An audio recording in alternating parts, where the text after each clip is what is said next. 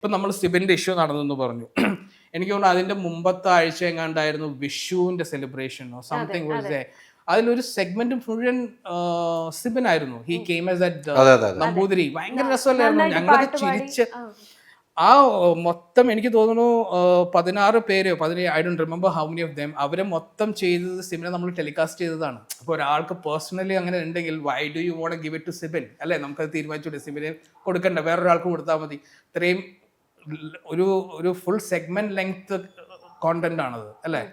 അപ്പോൾ നമുക്ക് അങ്ങനെ ഒരു പേഴ്സണൽ ആയിട്ടൊന്നുമില്ല. അത് ഓരോ വീക്കിൽ നമ്മൾ നടക്കുന്ന സിറ്റുവേഷൻസ് എടുത്തു വന്നപ്പോൾ സിബിൻ അങ്ങനെ ഒരു സിറ്റുവേഷൻ ഉണ്ടായിരുന്നു അല്ല. I think you guys know what was the situation. He showed something to someone and it became a big issue. അത് അഡ്രസ്സ് ചെയ്ത സമയത്ത് എസ്കലേറ്റ് ആയി പോയ കാര്യങ്ങളാണ്, അല്ലാതെ നമ്മൾ ആരെയും പേഴ്സണലായിട്ട് ടാർഗറ്റ് ചെയ്യാൻ നോക്കുന്നില്ല. And Sibin was a good contestant അല്ലേ? എനിക്ക് തോന്നുന്നു വൈൽഡ് കാർഡിൽ വന്നതിൽ one of the best contestant Sibin. I am sorry Sibin. I was like surprised. Sibin ഒരിക്കലും അങ്ങനെ ആയി പോകുമെന്ന് ഞാൻ വിചാരിച്ചില്ല. I thought he would be guy who would okay sir പറഞ്ഞു അതൊരു സിറ്റുവേഷൻ ബേസ്ഡ് ആണ്, അതിന് കേട്ട് തീർന്നു അല്ലേ? നാളെ പുതിയ എപ്പിസോഡാണ്, it's A show. I don't know. പക്ഷേ ഇപ്പം ബിഗ് ബോസ് ഷോയാണ്, അവിടെ മ്യൂട്ട് ചെയ്യേണ്ട സാധനം വ്യക്തമായിട്ട് മ്യൂട്ട് ചെയ്യുന്നുണ്ട്, കാണിക്കേണ്ടതായിട്ടുള്ള വിഷയസ് കാണിക്കാതിരിക്കുന്നുണ്ട്. സിബിൻ വിഷയം മനഃപൂർവ്വം ടെലികാസ്റ്റ് ചെയ്തു, അല്ലെങ്കിൽ ആ സാധനം അവിടെ കട്ട് ചെയ്യാമായിരുന്നു, ഇതിനെ ഇത്രയും വലുതാക്കണ്ട എന്നൊരു ചർച്ചയുണ്ട്. ശരിക്കും അത് കണ്ടന്റിന് വേണ്ടിയിട്ട് ഈ സാധനം പുറത്തു വിട്ടു, അത് കഴിഞ്ഞിട്ട് വലിയ പ്രശ്നത്തിലേക്ക് ഇത് മാറി എന്നുള്ളത്. കണ്ടന്റിന് വേണ്ടിയിട്ടല്ല എല്ലാവരും ചെയ്യുന്നത്. I don't understand. കണ്ടന്റ് ചെയ്യും പക്ഷേ എവറിത്തിങ് ഇസ് കോണ്ടന്റ് അല്ലേ? Everything is content. ഇത് അതിന് വേണ്ടിയിട്ട് പുറത്തുവിടുന്നതല്ല. ഇപ്പം ഒരു ഫൈറ്റ് ഇവിടെ വന്നു കഴിഞ്ഞിട്ടുണ്ടെങ്കിൽ ഫൈറ്റാണ് ഏറ്റവും കൂടുതൽ ഹൈപ്പാക്കി ചെയ്യപ്പെടുന്നത്. Like when we see big brothers abroad, അവർ ഫൈറ്റിനെ പ്രോത്സാഹിപ്പിക്കാറില്ല. It's very hard. അത് ഓരോ നാടിൻ്റെ ഒരു big boss is running around the world. Big brother എന്ന രീതിയിൽ റഷ്യയിലുണ്ട്, എല്ലായിടത്തും ഉണ്ട്. അപ്പം ഓരോ കൾച്ചർ അനുസരിച്ചിട്ടുള്ള മാറ്റങ്ങളാണ് വരുന്നത് അല്ലേ? അപ്പം ഇവിടെ അത്യാവശ്യം fights are important. Fights happens. എല്ലാവരും ഇപ്പം എനിക്ക് തോന്നുന്നു എല്ലാവരും വരുന്നത് തന്നെ ഫൈറ്റ് ചെയ്യാൻ വേണ്ടിയിട്ടാണ് വരുന്നത്. ഇപ്പം ഇന്നലത്തെ ഷോയുടെ കണ്ടു തുടങ്ങിയിട്ട് ഇന്ന് രാവിലെ അവിടെ ഫൈറ്റ് ഉണ്ടായി. അത് ഫൈറ്റിന് വേണ്ടിയിട്ടാണ് എന്നുള്ളത് മനസ്സിലായി. പക്ഷെ ഇവിടെ ഞാൻ ചോദിക്കുന്ന ചോദ്യം ഇതാണ്, കട്ട് ചെയ്യേണ്ട ഭാഗം കട്ട് ചെയ്യാറുണ്ട്, മ്യൂട്ട് ചെയ്യേണ്ട ഭാഗം മ്യൂട്ട് ചെയ്യാറുണ്ട്. എന്തുകൊണ്ട് ഇത് തെറ്റാന്ന് അറിഞ്ഞിട്ടും ടെലികാസ്റ്റ് ചെയ്തു എന്നുള്ളതാണ്. I think it was blurred. എൻ്റെ പോർഷൻ അല്ല അതൊന്നാമത്തത്, അത് റിയാലിറ്റി ടീമിൻ്റെ ആണ്. അത് എന്തുകൊണ്ട് എന്നുള്ള ഡിസിഷൻ ചോദിക്കേണ്ടത് റിയാലിറ്റി ടീമാണ്. I am not part of the reality. ഞാൻ അവിടെ തേഴ്സ്ഡേ വരുന്നു അല്ലെങ്കിൽ ഫ്രൈഡേ വരുന്നു. റിയാലിറ്റി ടീം എന്ത് ചെയ്യുന്നു, എന്താണോ ടി വിയിൽ ടെലികാസ്റ്റ്. ഞാൻ എപ്പിസോഡാണ് കാണുന്നത്, ഞാൻ ലൈവ് ഇരുന്ന് കണ്ടിട്ട്, കാരണം നമ്മൾ ചെയ്യുന്നത് ടി വിക്ക് വേണ്ടിയിട്ടാണ്. സോ ടി വിയിൽ ഞാൻ എന്ത് ടെലികാസ്റ്റ് ചെയ്തു അത് we discuss. Okay, so there are points sometimes we take because ഇപ്പോ എനിക്ക് തോന്നുന്നു ലൈവ് വരാൻ തുടങ്ങിയിട്ട് ദിസ് ഇസ് തേർഡ് ഇയർ അല്ലെ? നമ്മൾ സീസൺ 4 ലൈവ് ഫസ്റ്റ് വന്നത്. 5, 6, 7. അപ്പം ഈ മറ്റേതെന്ന് പറഞ്ഞിട്ടുണ്ടെങ്കിൽ നമ്മൾ ഈ കാണിക്കുന്ന 1 മണിക്കൂർ 1.5 മണിക്കൂർ മാത്രമേ കാണുന്നുള്ളായിരുന്നു. ഇപ്പോൾ there is an option. Advantage ആണ് ശരിക്കും പറഞ്ഞാൽ എല്ലാവർക്കും. കാണിക്കാത്തതും കാണാത്തതും നമ്മൾ എന്ത് സ്ട്രീമിൽ എടുത്താലും അത് വരും. And there is A limitation ഇല്ലേ, 1.5 hours എന്ത് കാണിക്കാൻ പറ്റും. സോ അതിൽ ഹൈ പോയിന്റ്സ് മാത്രമേ കാണും. സോ ഇപ്പോൾ അഡ്വാൻറ്റേജ് ആണ് റിയാലിറ്റി. അപ്പോൾ അങ്ങനെ വരുമ്പോൾ ചില കാര്യങ്ങൾ നമ്മൾ എപ്പിസോഡിൽ ഇല്ലാത്ത കാര്യങ്ങൾ ഇപ്പോൾ കുറച്ച് നേരം ഡിസ്കസ് ചെയ്യുന്നുണ്ട്. പക്ഷേ then that is clearly up to നമ്മൾ ഡിസ്കസ് ചെയ്ത് അവിടെ ചെന്നിട്ട് ടീമായിട്ട് ഡിസ്കസ് ചെയ്തിട്ടൊക്കെയാണ് നമ്മൾ എടുക്കാറ്. പക്ഷെ അതർവൈസ് നമ്മൾ റിയാലിറ്റി ടീമിൽ എന്ത് നടക്കുന്നു എന്നുള്ളതല്ല, റിയാലിറ്റി ടീം അന്നത്തെ എപ്പിസോഡുകൾ ചെയ്ത് കഴിഞ്ഞിട്ട് അതിനെ ബേസ് ചെയ്തിട്ടാണ് നമ്മളൊരു വീക്കെൻഡ് എപ്പിസോഡ് പ്ലാൻ ചെയ്യുക.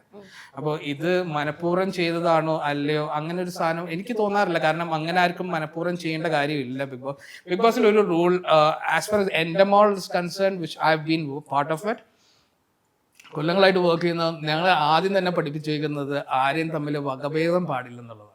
എല്ലാവരും ഈക്വലി കാണണം എന്നുള്ളതാണ്. എനിക്ക് തോന്നുന്നു ഇപ്പോൾ ഈ പറഞ്ഞു വന്ന ലാലേട്ടനോട് വരുന്ന ദിവസങ്ങൾ വെള്ളിയാഴ്ചയാണ് ഷൂട്ട് നടക്കുന്നത്. രാവിലെ തന്നെ ലാലേട്ടനോട് എത്തുന്നു. പിന്നെ താങ്കളുമായിട്ടുള്ളതാണ്, കൂടുതൽ താങ്കളുമായിട്ടാണ് കാര്യങ്ങൾ സംസാരിക്കുന്നത്. ലാലേട്ടൻ ഈ എപ്പിസോഡുകളൊക്കെ കണ്ടിട്ടായിരിക്കും എത്തുക. ഇനി കാണാനില്ലാത്ത എപ്പിസോഡ് ഇന്നതുണ്ട് എന്ന് ഓർമ്മപ്പെടുത്തും. പിന്നെ ലാലേട്ടൻ യാത്രയിൽ കാണുന്നു. ഞാൻ ചോദിച്ചപ്പോൾ ലാലേട്ടൻ എല്ലാ എപ്പിസോഡും കണ്ടിട്ടാണ് കൃത്യമായിട്ട്, ഈ നേരത്തെ സിമി പറഞ്ഞ സ്ക്രിപ്റ്റിൻ്റെ കാര്യം പറയുമ്പോഴാണ് ലാലേട്ടനിൽ എല്ലാ എപ്പിസോഡും കാണും.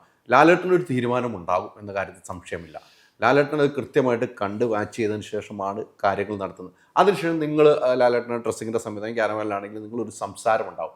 അവിടെയൊക്കെ ലാലേട്ടൻ കുറേ തമാശകൾ പറയുന്നുണ്ടാവും, ഗെയിം ഷോയ്ക്ക് പുള്ളി തയ്യാറെടുക്കുന്നുണ്ടായിരിക്കും, ഓരോ ഗെയിമിന് പുള്ളി ഇങ്ങനെ പാർട്ടാവുന്നു, അങ്ങനെയൊക്കെ സിറ്റുവേഷൻ ലാലേട്ടനായിട്ട് ഉണ്ടാകാറുണ്ട്.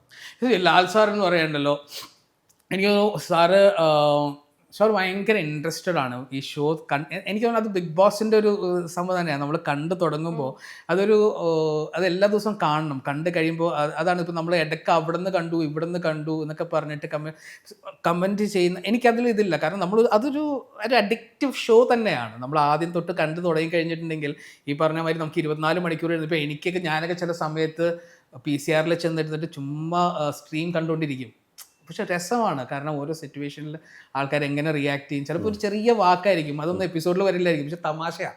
അതുകൊണ്ടാണ് നമ്മൾ ഈ ലൈവ് കാണുമ്പോൾ ഭയങ്കര അഡിക്റ്റീവായി പോകുന്നത്. അപ്പോൾ സാറ് ഇത് ഭയങ്കര സാറിന് കിട്ടുന്ന സമയങ്ങളിലൊക്കെ സാർ ഇത് കാണും.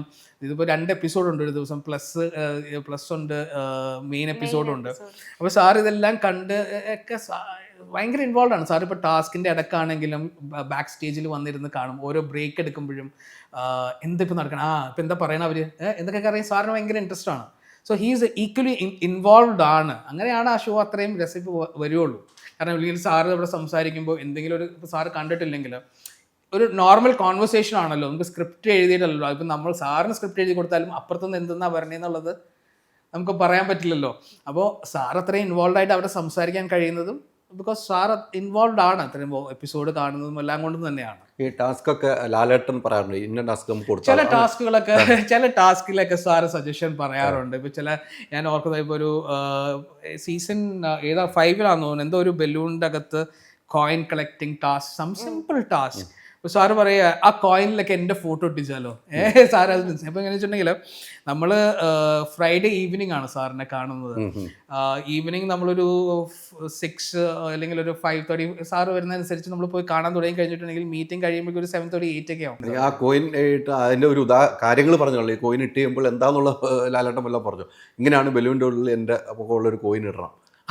സാറൊന്നും പറഞ്ഞില്ല. അപ്പൊ എനിക്ക് തോന്നുന്നു ഇനീഷ്യൽ ടാസ്ക് ഒറിജിനലി ടാസ്ക് എന്തായിരുന്നു വെച്ചിട്ടുണ്ടെങ്കിൽ അത് ഇരുന്ന് പൊട്ടിക്കണം എന്നായിരുന്നു. അപ്പൊ സാറ് പറഞ്ഞു എന്നാ കോയിൻ എന്റെ മുഖത്ത് ഇരിക്കട്ടെ, എന്റെ ദേഷ്യം ഇരുന്ന് പൊട്ടിക്കോ ചവിട്ടി പൊട്ടിക്കോ സംതിങ് ലൈക്ക് ദാറ്റ്. ഇട്ട് തരുമ്പോൾ ക്യാച്ച് ചെയ്യണം, എന്നിട്ട് പൊട്ടിക്കുമ്പോൾ അതിനകത്ത് കോയിൻ ഉണ്ടാവും. അങ്ങനെ എന്തോ ആണ്, ചവിട്ടി പൊട്ടിക്കണോ അങ്ങനെ എന്തോ ആണ്. അപ്പൊ ദേഷ്യമൊക്കെ തീർക്കട്ടെ, എന്നോടുള്ള ദേഷ്യമൊക്കെ അവർ തീർക്കട്ടെ എന്ന് സാറ് പറഞ്ഞത്. ലാലേട്ടൻ എന്ത് സിമ്പിൾ ആണെന്ന് ഉദാഹരണം. അതെ, ഭയങ്കര very very down to earth, beautiful. എനിക്ക് തോന്നുന്നു ഇതൊരു ഭയങ്കര പ്രിവിലേജ് തന്നെയാണ് സാറിൻ്റെ കൂടെ വർക്ക് ചെയ്യാൻ പറ്റിയത്. ഞാൻ ഒരിക്കലും വിചാരിച്ചില്ല സാറിൻ്റെ കൂടെ വർക്ക് ചെയ്യണമെന്നോ അല്ലെങ്കിൽ ചെയ്യുമെന്നോ. അങ്ങനെ ഇത് ഹാപ്പൻഡ്. സീസൺ 4 ഞാൻ ഷോ ഡയറക്റ്റ് ചെയ്തു. സീസൺ 5 എന്നെ ലാൽ സാറിൻ്റെ എപ്പിസോഡിൽ വിളിക്കുന്നത്. And I think last 2 seasons working with him was amazing. Ultra modern kitchen devices. ഒരു കിച്ചണിൽ വേണ്ട എല്ലാ ലേറ്റസ്റ്റ് ബ്രാൻഡുകളും ഇവിടെയുണ്ട്. ലോകോത്തര ബ്രാൻഡുകൾ, original products, wide range. MyG future. പൂവ് പോലൊരു പുട്ടുണ്ടേ അജ്മിയുടെ പുട്ടും. വിളമ്പാം നല്ല വിശേഷം. അജ്മി സ്റ്റീം മെയ്ഡ് പുട്ടുപൊടി.